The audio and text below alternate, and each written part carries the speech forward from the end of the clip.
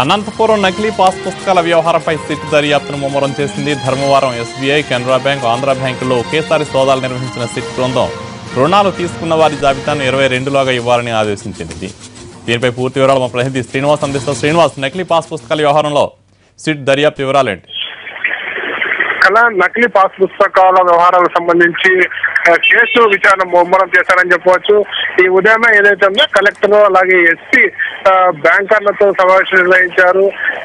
ఈ నెల 22వ తారీఖు లోపల ఏ బ్యాంకుల్లో రైతులు పాస్బుక్లు పెట్టి రుణాలు పొందారో వారి జాబితా పూర్తిగా ఇవ్వాలని చెప్పి స్పష్టంగా ఆదేశాలు చేశారు.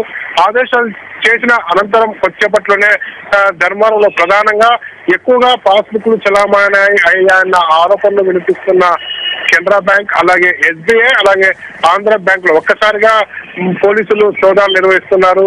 పాస్ పుస్తకాలు అంటే బ్యాంకులో ఉన్న పాస్ పుస్తకాలు అలాగే పోలీసులకి ఏవైతే లభ్యమయ్యాయో గత కొన్ని రోజుల క్రితం ఆ పాస్ పుస్తకాలను సరిపోల్చుకునే పనిలో ఉన్నారు.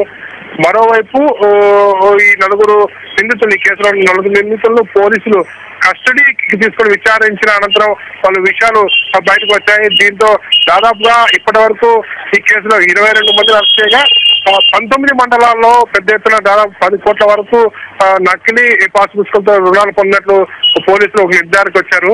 ఎక్కువ నకిలీ పాస్ పుస్తకాలు పెట్టుకుని రుణాలు ఇచ్చిన బ్యాంకులపైనే పోలీసులు ప్రధానంగా దృష్టి సారించారు. Kalyan, thank you Srinivas.